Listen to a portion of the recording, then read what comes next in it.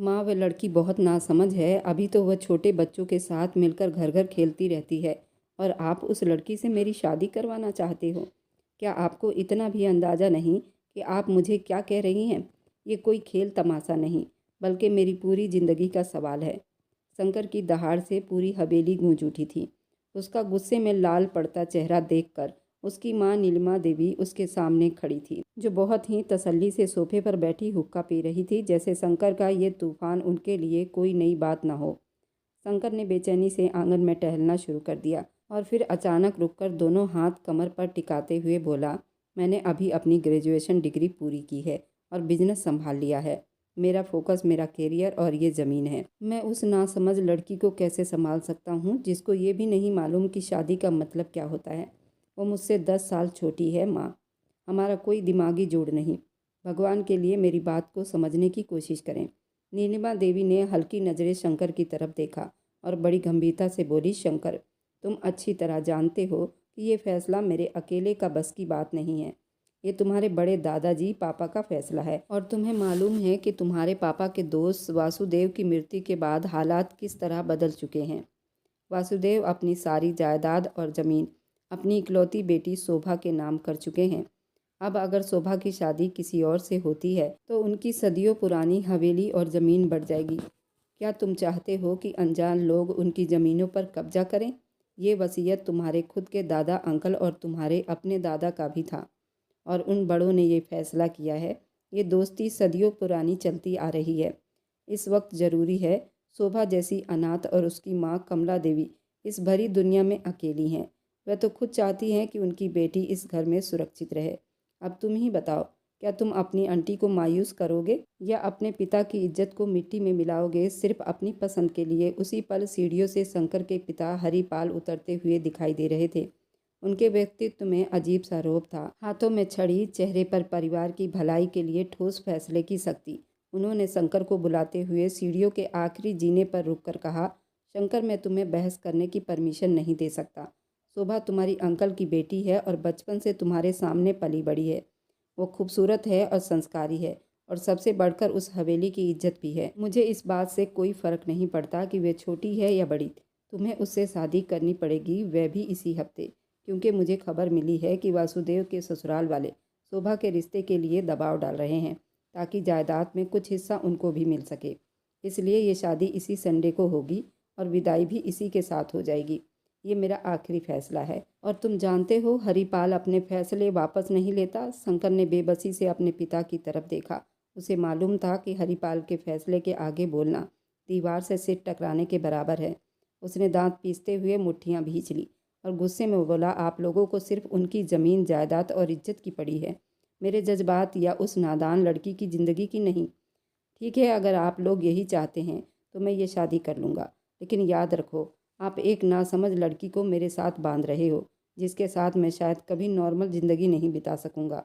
मेरी पत्नी मुझे कम और जिम्मेदारियों का बोझ ज़्यादा लगेगी, जिसका भार आप ज़बरदस्ती मेरे कंधों पर डाल रहे हैं। शंकर ये कहकर तेजी से अपना पैर पटकता आंगन से बाहर निकल गया था और पीछे नीलिमा देवी ने सुकून की गहरी सांस ली, जबकि हरिपाल ने अपनी मूँछों को ताव देते हुए नौकरानी को हुक्का तैयार करने का इशारा किया था।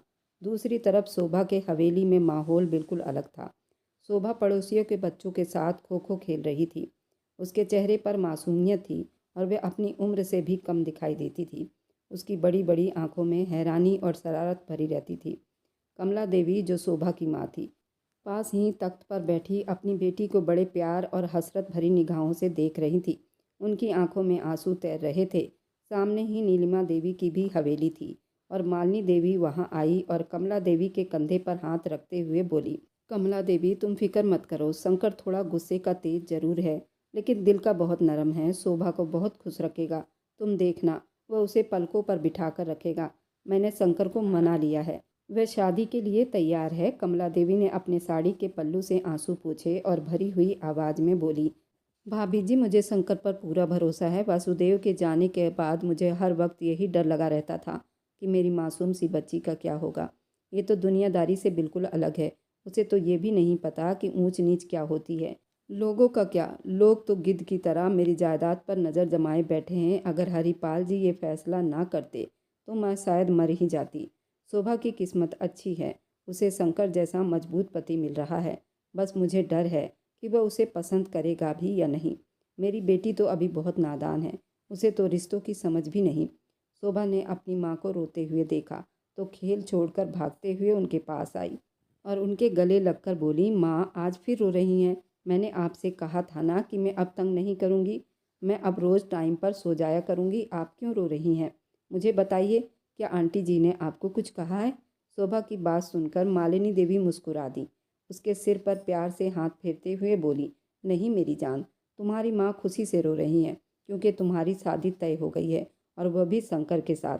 अब तुम दुल्हन बनोगी और ढेर सारे जेवर पहनोगी। शोभा की आंखों में अचानक चमक आ गई। वह खुशी से बोल पड़ी, सच्ची आंटी जी, क्या मुझे वह लाल रंग का लहंगा मिलेगा जो उस दिन हमने बाजार में देखा था? और क्या मैं ढेर सारी कांच की चूड़ियाँ भी पहनूंगी? मुझे मेहंदी भी लगाई जाएगी? अरे ये तो बहुत मज़े की बात है। मैं अपनी सहेलियों को बताऊंगी कि मेरी शादी हो रही है। शंकर की बहन ने उसे छेड़ना शुरू कर दिया था। काजल ने हंसते हुए कहा, शोभा भाभी, तुम्हें पता भी है कि शादी का मतलब क्या होता है? शंकर भाई बहुत गुस्से वाले हैं, तुम्हें उनकी हर बात माननी पड़ेगी। अब वो तुम्हारे पति परमेश्वर होंगे, जरा बचकर रहना उनके गुस्से से। वे बात बात पर डांटते हैं। शोभा ने कंधे उचकाए और लापरवाही से बोली, मुझे क्या डर? शंकर तो हमेशा मुझे चॉकलेट लाकर देते हैं। जब भी वो शहर या बाजार से आते हैं वो मुझे कुछ नहीं कहेंगे। मैं तो बस तैयार रहूँगी और खूबसूरत लगूंगी, जैसे कहानियों में राजकुमारी होती हैं। शोभा की ये सादगी देखकर मालिनी देवी का दिल और ज़्यादा भर आया। जिस लड़की को शादी के मायने तक नहीं मालूम थे, उसे वो विदा कराकर ले जाने की बात कर रही थी, मगर वह जानती थी कि ये सब वासुदेव की हवेली और उनकी जायदाद की सुरक्षा की वजह से हो रहा है। शादी के फंक्शन शुरू हो गए थे। हवेली को बहुत कलाकारी और रोशनियों से सजाया गया था। ढोलक की थाप पर गीत गाए जा रहे थे। शोभा पीले रंग के गोटेदार किनारे वाले जोड़े में बैठी थी, हाथों में मेहंदी लगाए बैठी थी और अपनी सहेलियों के साथ हंसने में बिजी थी। उसे जरा बराबर भी अंदाजा नहीं था कि उसकी ज़िंदगी किस तरह बदलने वाली है। शंकर कहीं दूर एक पेड़ के सहारे टेक लगाकर देख रहा था। उसकी आंखों में अजीब सी शक्ति उभरी थी। वह दोस्तों के साथ बात करने में बिजी था। जबरदस्ती मुस्कुराहट सजा लेता, लेकिन उसकी नज़रें बार बार शोभा पर आकर टिक जाती, जो उसे एक नाजुक सी गुड़िया लग रही थी। वह सोच रहा था कि इस नादान लड़की के साथ वह कैसे रात बिताएगा, जो उसे देखकर भी इज्जत से सिर झुकाने या शर्माने के बजाय हाथ हिला रही थी। शंकर ने गुस्से से मुंह मोड़ लिया और सिगरेट सुलगाता हुआ अंधेरे में गायब हो गया। शादी का टाइम आ गया था। मंडप सजाया गया था और सभी बड़े बूढ़े मंडप में मौजूद थे। शंकर ने बेहद खूबसूरत ड्रेस पहन रखी थी। वह बहुत ही आकर्षक लग रहा था, लेकिन उसके माथे पर सिकने चढ़ी हुई थी। पंडित जी ने शादी के कार्यक्रम और मंत्रों को शुरू किया था और हवन भी जलाया जा चुका था। धीरे धीरे सारे रस्म पूरे किए जा रहे थे। शंकर मंडप में बैठा बहुत ही अकड़ा हुआ और गुस्से में दिखाई दे रहा था। वहीं उसकी पत्नी सामने बेहद खूबसूरत और बहुत ज़्यादा चहक रही थी। उसे मालूम ही नहीं था कि शादी के बाद उसकी ज़िंदगी कितनी बदलने वाली है। पंडित जी ने जैसे ही फेरों के लिए खड़ा किया, वह बहुत जल्दी झट से उठ खड़ी हुई। अपने रस्मों को पूरा करने के लिए वो बहुत चहक रही थी। बोली कि मैं हमेशा अपने खेल में गुड्डे गुड़ियों की फेरे डलवाती थी, आज मेरे फेरे पड़ रहे हैं, मुझे तो बहुत मज़ा आ रहा है।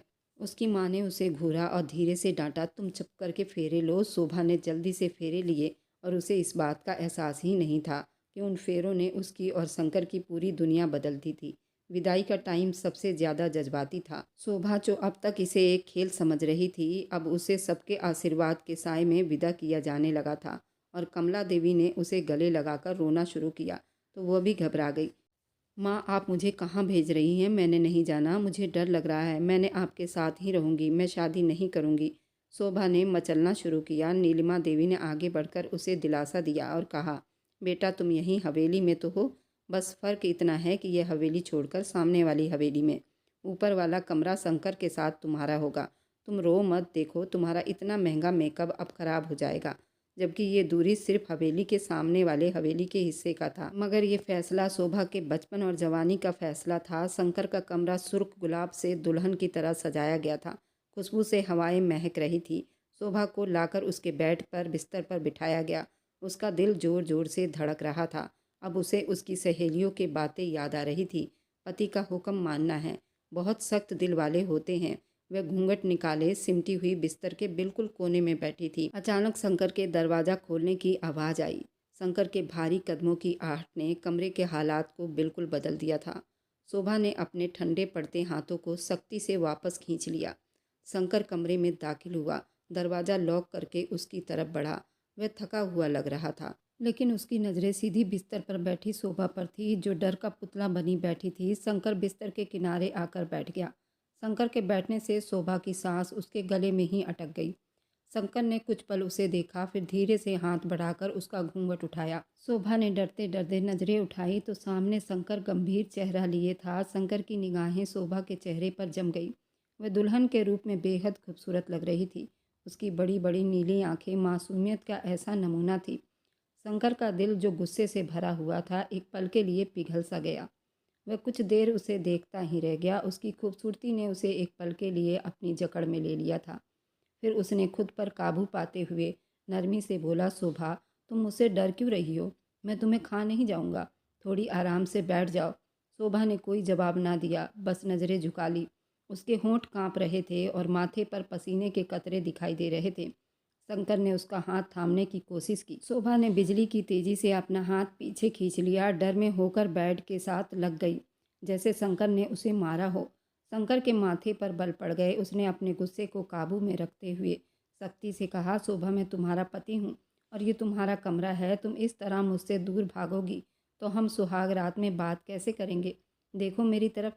शोभा ने ना में सिर हिलाया। बड़ी मुश्किल से रोते हुए बोली, मुझे माँ के पास जाना है। मुझे यहाँ डर लग रहा है।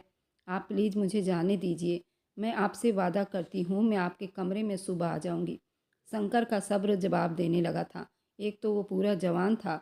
शोभा भी शादी के लायक थी, लेकिन उससे उम्र में काफ़ी छोटी थी। शोभा ने कभी उसको उस नज़र से नहीं देखा था। हमेशा इज्जत मान सम्मान से देखा करती थी। शंकर उसके हवेली के बिल्कुल सामने ही रहा करता था। उनका पड़ोसी था और उनकी दोस्ती अब आपस में रिश्तेदारी में बदलने वाली थी और ये शादी बचपन में ही तय हो गई थी। लेकिन इस शादी को शोभा बड़ी डर में ले रही थी। उसकी सारी सहेलियाँ उससे छोटी थी। उसके मन में शादी को लेकर ऐसा कोई विचार अभी उसके मन में पनपा नहीं था और ना ही उसको इस बारे में कुछ पता था, जिसकी वजह से आज उसे बहुत डर लग रहा था।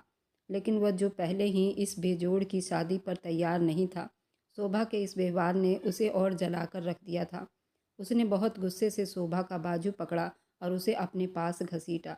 शोभा की हल्की सी चीख निकल गई। शंकर ने उसको अपने भारी बॉडी के मसल से अपने सीने में चिपकाया था और उसका चेहरा ऊपर किया था। अपनी आंखों में ठंडापन लिए दांत पीसते हुए कहा, अब तुम इस कमरे से बाहर नहीं निकल सकती। तुम मेरी पत्नी हो और ये हकीकत अब कभी नहीं बदलेगी। इसलिए अच्छा होगा कि बच्चों वाली ये हरकत छोड़ दो और एक पत्नी की तरह बर्ताव करो। मुझे रोने धोने वाली लड़कियां बिल्कुल पसंद नहीं, समझ आई तुम्हें? शोभा शंकर के इस अचानक बदले रूप और शब्दों से शोभा बुरी तरह सहम गई। उसकी आंखों से आंसू टप टप उसके महंगे जोड़े पर गिरने लगे। मुझे छोड़ दीजिए शंकर जी, मुझे बहुत दर्द हो रहा है। मैं कुछ नहीं करूँगी, बस मुझे मत मारो। शंकर ने उसकी आंखों में डर देखा तो उसे अपनी ज्यादती का एहसास हुआ। उसे लगा जैसे वह किसी मासूम परिंदे को दबोच रहा हो। उसने झटके से उसका बाजू छोड़ दिया और बेड से उठ खड़ा हुआ। वह झुंझलाहट में कमरे में चक्कर लगाने लगा। ये किस तरह की शादी है और कैसी मजबूरी? वह अपने होठों से बड़बड़ाया। फिर उसने शोभा की तरफ देखा, जो अब घुटनों में सिर दिए हिचकियों से रो रही थी। बस करो ये रोना धोना, शंकर ने तेज आवाज़ में कहा, जिससे शोभा और ज़्यादा डरकर चुप हो गई। शंकर ने अलमारी से अपना कंबल निकाला, सोफे की तरफ फेंक दिया। उसने मुड़कर शोभा से बहुत गुस्से में कहा, सुनो शोभा, मैं कोई दरिंदा नहीं हूँ जो तुम्हारे साथ ज़बरदस्ती करूँगा। जाओ, जाकर कपड़े बदल लो और सो जाओ। खबरदार, जो अब तुम्हारे रोने की आवाज़ मेरे कानों तक आई तो। फिर शंकर ने लाइट ऑफ कर दी और सोफे पर लेटकर करवट बदल ली। कमरे में अंधेरा छा गया, लेकिन शोभा वहीं बिस्तर के कोने पर बैठी सारी रात जागती रही। उसकी आंखों में नींद की जगह सिर्फ डर था। उसे समझ नहीं आ रहा था वह शंकर को कैसे खुश करे या अपनी जान कैसे छुड़ाए। अगली सुबह जब शंकर की आंख खुली, उसने देखा कि शोभा उसी तरह दुल्हन के भारी जोड़े में बैठी जाग रही थी। उसके चेहरे पर थकावट, आंसुओं के सूखे हुए निशान थे। उसके बिखरे हुए बाल, उतरा हुआ चेहरा। ये देखकर शंकर को उस पर तरस भी आ रहा था, अपनी किस्मत पर गुस्सा भी। वह चुपचाप उठा फ्रेश होने चला गया। जब वो वापस आया तो शोभा जाग चुकी थी और उसे तौलिए से बाल सुखाते देखकर हड़बड़ाकर खड़ी हो गई। शंकर ने उसे नज़रअंदाज कर दिया। ड्रेसिंग टेबल के सामने खड़े होकर बाल संवारने लगा। शोभा ने हिम्मत करके मेज पर रखा पानी का जग उठाया, गिलास भरा। वह ये दिखाना चाहती थी वह काम कर सकती है। वह कांपते कदमों से शंकर की तरफ बढ़ी और दबी आवाज़ में बोली, शंकर जी, पानी पी लीजिए। शंकर ने मुड़कर देखा तो शोभा के हाथ इतने कांप रहे थे कि गिलास पकड़ते हुए उसका बैलेंस खुद ब खुद बिगड़ गया। सारा पानी शंकर के सफ़ेद कॉलर वाली कमीज पर जा गिरा। कमीज उसके सीने से चिपक गई थी। उसने गुस्से से गिलास शोभा के हाथ से ले लिया और ज़मीन पर पटक दिया। कांच का गिलास चकनाचूर हो गया था। देख कर नहीं चल सकती तुम? क्या अंधी हो या हाथ काम नहीं करते तुम्हारे? शंकर की गरजदार आवाज़ पर शोभा कांप उठी। सुबह सुबह मेरा मूड खराब कर दिया। अब खड़ी मेरा मुंह क्या देख रही हो? जाओ मेरे लिए दूसरी कमीज निकालो। शंकर की डांट पर शोभा के होश उड़ गए। वह जल्दी से अलमारी की तरफ भागी, लेकिन घबराहट और आंसुओं की धुंधलाहट में उसे समझ नहीं आ रहा था कि कौन सी कमीज़ निकाले। शंकर ने उसकी बौखलाहट देखी तो तेज़ी से आगे बढ़ा और उसे बाजू से पकड़कर एक तरफ कर दिया। हटो यहाँ से, तुमसे एक काम भी ढंग से नहीं होता। मैं खुद निकाल लूँगा। तुम जाकर अपना ये हुलिया ठीक करो। लोग नाश्ते पर आ रहे होंगे और मैं नहीं चाहता कोई तमाशा बने। शंकर ने झटके से कमीज़ निकाली और बाथरूम में घुस गया। दरवाज़ा इतनी ज़ोर से बंद हुआ कि दीवारें हिल गई। शोभा वहीं कालीन पर बैठकर मुंह छुपाकर रोने लगी। उसे लग रहा था कि वह इस परीक्षा में कभी पास नहीं हो पाएगी। ये थी उनकी शादीशुदा ज़िंदगी की पहली सुबह। रिसेप्शन हवेली के गार्डन में ही रखी गई थी, जहाँ रोशनियों का एक सैलाब उमड़ रहा था। मेहमानों की चहल पहल थी, लेकिन शंकर की निगाहें बार बार स्टेज पर बैठी शोभा की तरफ उठ रही थी। वह हल्के गुलाबी रंग की भारी काम वाली शिफॉन की साड़ी में चांद का टुकड़ा लग रही थी। उसकी उम्र कम थी, मगर मेकअप और ज्वेलरी ने उसे किसी हद तक संभालने की कोशिश की थी। उसके दाएं बाएं शंकर के कुछ रिश्तेदार और उसके दोस्त यार बैठे हुए थे। बालदेव, जिनकी नज़रें कभी शंकर पर होती और कभी शोभा की घबराहट पर। बालदेव, जो हरिपाल से छोटा उनका दोस्त था और उनके बिजनेस के सिलसिले में ज़्यादातर शहर के बाहर रहता था, मगर शादी के लिए अपनी पूरी फैमिली के साथ वहाँ रिसेप्शन पार्टी में मौजूद था। अंजना ने शोभा के कान में हल्की सी बात करते हुए कहा, शोभा, तुम कितनी खुशकिस्मत हो कि शंकर जैसे हैंडसम पति मिले हैं, वरना हम तो यही समझते थे कि वह किसी मॉडल लड़की से शादी करेंगे। तुम ज़रा उनका ख्याल रखना। वह गुस्से के बहुत तेज़ हैं, लेकिन प्यार भी शायद उतना ही है। शोभा ने डरकर अपनी गोद में रखे हाथों को देखा। उसे अंजना की बातों में छुपी जलन समझ आई थी। उसे बस शंकर की वह सख्त निगाहें याद आ रही थी जो कल रात उसका पीछा कर रही थी। शंकर स्टेज पर आया तो शोभा की सांस रुक गई। उसने आज बेहतरीन कढ़ाईदार शेरवानी पहनी हुई थी और वो बहुत ही ज़्यादा हैंडसम लग रहा था। वहाँ स्टेज पर बैठे फोटोग्राफर ने जब उन्हें बहुत करीब होने को कहा तो शंकर ने बहुत सावधानी से अपना बाजू शोभा के कमर के पास जमा दिया। शोभा का जिस्म एकदम अकड़ गया। शंकर ने उसके ठंडे पड़ते जिस्म को महसूस किया तो उसे अपनी तरफ और ज़्यादा खींच लिया। शंकर ने झुककर शोभा के कान के पास, जहाँ सोने की खूबसूरत बनावट वाले झुमके लटक रहे थे, धीरे से कहा, मुस्कुरा दो शोभा, ये सारी भीड़ हमें ही देख रही है। कम से कम तस्वीर में तो लगना चाहिए कि हम पति पत्नी हैं। शोभा ने कोशिश करके होठों पर मुस्कुराहट सजाई, मगर उसकी आंखों का डर कैमरे की आंख से छुप न सका। शंकर ने दिल ही दिल में तय किया, वह उसके डर को ख़त्म करके ही रहेगा। आखिर वह उसकी पत्नी थी, उसका पवित्र रिश्ता था। वह कब तक उससे दूर रह सकता था। फंक्शन ख़त्म होने के बाद जब दोनों कमरे में पहुँचे तो रात काफ़ी बीत चुकी थी। शोभा थकावट से बेहाल हो चुकी थी। वह ज्वेलरी उतारने के लिए ड्रेसिंग टेबल के सामने खड़ी थी, मगर उसके हाथ पीछे लटकी डोरी तक नहीं पहुंच पा रहे थे। शंकर, जो सोफे पर बैठा अपनी टाई ढीली कर रहा था, उसे शीशे में इस तरह उलझा हुआ देखकर उठ खड़ा हुआ। वह चुपचाप चलता हुआ उसके पीछे आया और उसके हाथों को हटाकर खुद डोरी खोलने लगा। शोभा ने पलटना चाहा, मगर शंकर ने उसे कंधों से थामकर शीशे की तरफ मोड़ दिया। अब वो शोभा के बिल्कुल पीछे खड़ा था। उसका सीना शोभा की कमर से चिपक रहा था। शंकर की गर्म सांसें शोभा की गर्दन पर पड़ रही थी, जिससे उसके जिस्म में सिहरन दौड़ रही थी।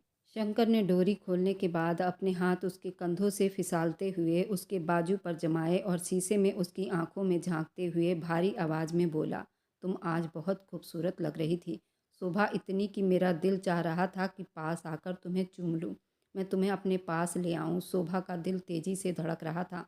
उसे शंकर के शब्दों में बदलती मिठास और आंखों में मौजूद चमक समझ नहीं आ रही थी, मगर उसे अजीब सी घबराहट हो रही थी। शंकर ने उसे अपनी तरफ घुमाया। अब उनके बीच बिल्कुल भी दूरी नहीं थी। शंकर ने एक हाथ उसकी कमर पर रखा, दूसरे हाथ से उसके चेहरे पर लटकी लटकन को कान के पीछे किया। उसके प्यार भरे हक जताते अंदाज को देखकर शोभा का चेहरा और ज़्यादा डर से भर गया। उसकी नज़रें शंकर के गुलाबी होठों पर गई।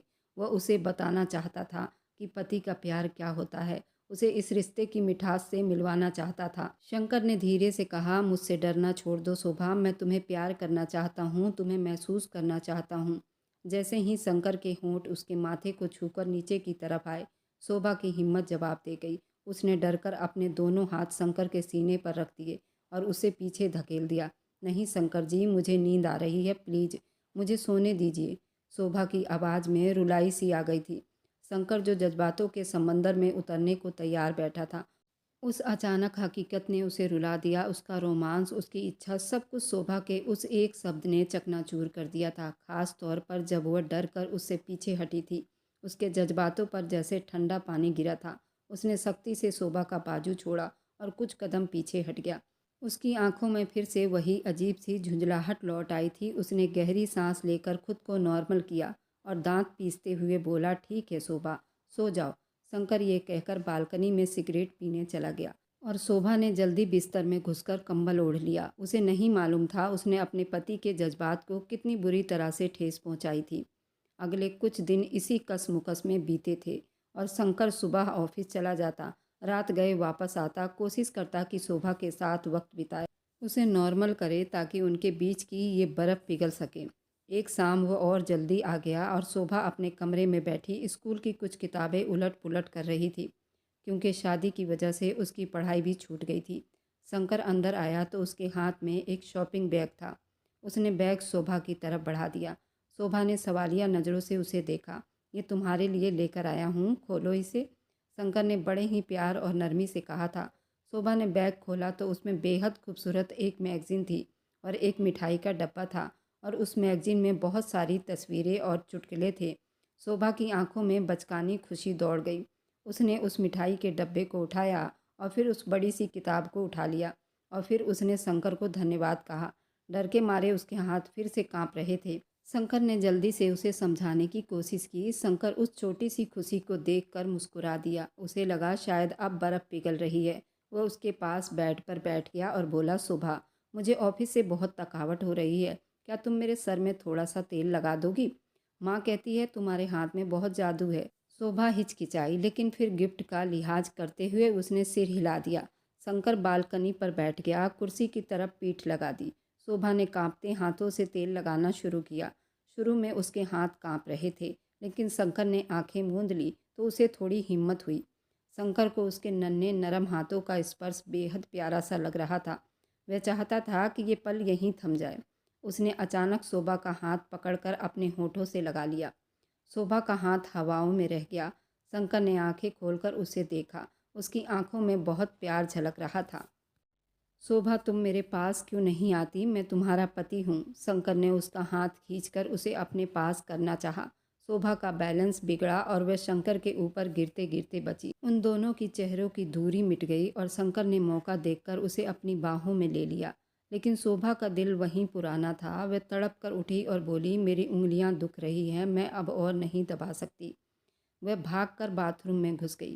शंकर वहीं कालीन पर बैठा रह गया। अपनी अधूरी इच्छाओं और शोभा की इस तरह की प्रतिक्रिया पर उसे और ज़्यादा गुस्सा आया। वह एक नासमझ लड़की के नखरे उठा रहा था जो उसे पति मानने को तैयार ही नहीं थी। हफ्ते बीत चुके थे और ये जंग अभी चालू थी। शंकर की बर्दाश्त अब जवाब दे रही थी। घर में भी सब नोट कर रहे थे कि नई नवेली दुल्हन और दूल्हे के बीच में कुछ भी ठीक नहीं चल रहा। नीलिमा देवी शोभा को समझाती थी, पति का ख्याल रखा करो, लेकिन शोभा को समझ नहीं आता था कि वो और क्या करे। वह उसके लिए वक्त पर खाना लाती है, कपड़े निकालती है, लेकिन अब जब भी शंकर उसके पास आने की कोशिश करता है वह डर जाती है।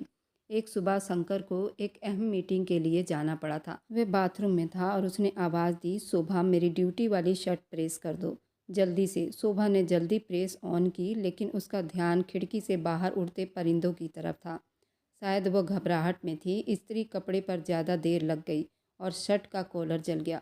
जलने की गंध फैली तो शंकर बाहर निकला। सामने का मंजर देखकर उसका पारा हाई हो गया था।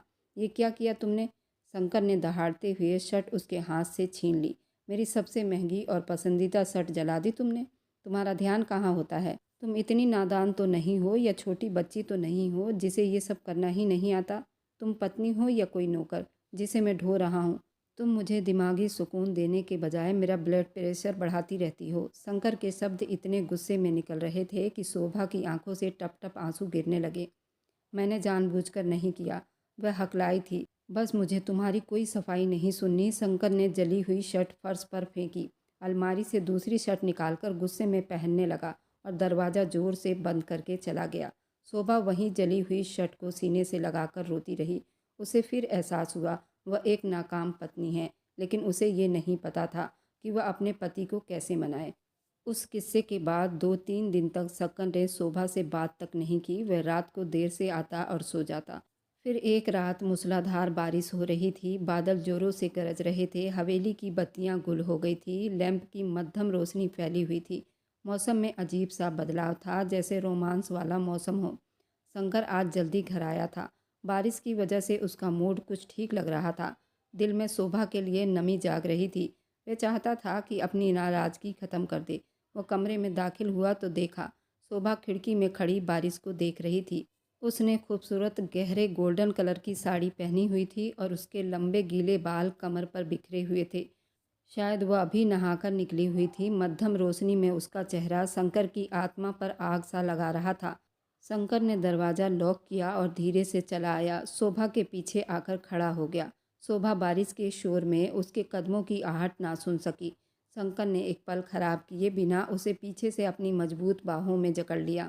उसने अपना चेहरा शोभा की गर्दन पर छुपा दिया और गहरी सांस ली। शोभा के बदन की खुशबू, बारिश की ठंडक ने शंकर को दीवाना सा बना दिया था।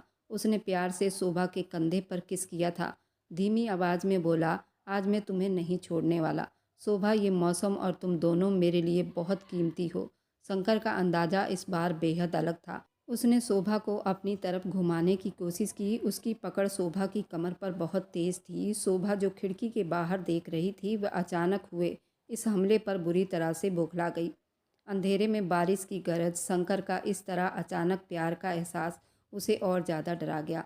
उसका दिमाग बिल्कुल सुन्न हो गया। उसे कुछ समझ नहीं आया। उसका पति था जो प्यार कर रहा था। उसने अपनी पूरी ताकत से खुद को छुड़ाने की कोशिश की और घबराहट में पलटते हुए उसका हाथ उठा और जोरदार थप्पड़ शंकर के गाल पर दे मारा था। कमरे में बारिश का शोर जैसे थम सा गया हो। वक्त वहीं रुक गया। शंकर का चेहरा एक तरफ मुड़ गया था। उसकी आंखों में पहले हैरानी उभरी, जैसे उसे विश्वास नहीं हुआ हो। फिर धीरे से उसकी आंखों में हैरानी की जगह गुस्से ने ले ली। इस एहसास पर शोभा अपने हाथ को देखकर खुद भी सुन रह गई। उसका जिस्म कांप रहा था। उसे जल्दी एहसास हो गया उसने कितनी बड़ी गलती कर दी। उसने डर की नज़रों से शंकर की तरफ देखा, जिसकी आंखें अब अंगारे बरसा रही थी। शंकर ने धीरे से अपना मुंह शोभा के तरफ किया। उसके जबड़े भिंचे हुए थे, माथे की नसें तन गई थी। वह एकदम शोभा की तरफ बढ़ा। शोभा डर के मारे पीछे हटी, दीवार से जा लगी। शंकर ने दोनों हाथ दीवार पर शोभा के चेहरे के दाएं बाएं रखे और उसके चेहरे के बहुत करीब होकर खतरनाक हद तक धीमी आवाज़ में बोला, तुमने मुझ पर हाथ उठाया, अपने पति पर। तुमने मेरी मोहब्बत, मेरी बर्दाश्त और ये सिलसिला अब ख़त्म कर दिया है। शोभा सिसकते हुए ना में सिर हिलाने लगी। शंकर, मुझे नहीं पता चला, मैं डर गई थी। भगवान, मैंने जानबूझकर ये सब कुछ नहीं किया। लेकिन शंकर सुनने के मूड में बिल्कुल भी नहीं था। उसने शोभा की कलाई को इतनी ज़ोर से दबोचा कि शोभा की चीख निकल गई। तुम जैसी नासमझ बदतमीज़ लड़की के पास मुझे सुकून मिल ही नहीं सकता। मैं पागल था जो तुम्हारे नखरे उठा रहा था, तुम्हें वक्त दे रहा था। लेकिन आज तुमने ये साबित कर दिया कि तुम इस काबिल नहीं हो कि तुमसे मोहब्बत की जाए या तुम्हें इज्जत दी जाए। आज के बाद मैं तुम्हारे पास भी नहीं आऊँगा। शंकर ने उसे झटके से छोड़ा। शोभा लड़खड़ाकर कालीन पर गिर गई। शंकर ने गुस्से से उसे देखा और मुड़कर दरवाज़ा खोलता हुआ तूफान की तरह कमरे से बाहर निकल गया। शोभा वहीं कालीन पर गिरकर बहुत ज़ोरों से रोने लगी। क्या शोभा के इस हमले पर शंकर और शोभा के बीच में शादी का बंधन खत्म होगा या आगे बढ़ेगा? ये कहानी बहुत दिलचस्प रहने वाली है। इसका अगला भाग मिस ना करें। बहुत ही रोमांटिक और दिलचस्प रहने वाला है। और मेरी वीडियो आप लोग जहाँ कहीं से भी देखते हैं, कमेंट में अपने शहर और राज्य का नाम ज़रूर बताएं। मुझे आप लोगों के कमेंट पढ़ने में बहुत आनंद आता है और उन सभी का मैं बहुत बहुत धन्यवाद करना चाहती हूँ। जो लोग मेरी वीडियो को देखते हैं, लाइक करते हैं और शेयर करते हैं। अगर आपको आज की कहानी पसंद आई है तो वीडियो को ज़रूर लाइक कीजिएगा और अपने दोस्तों के साथ शेयर भी कीजिएगा। और हाँ, अगर आपने अभी तक हमारे चैनल को सब्सक्राइब नहीं किया है तो ज़रूर सब्सक्राइब कर लें। मिलते हैं हम अपनी कल की एक और नई दिलचस्प कहानी के साथ।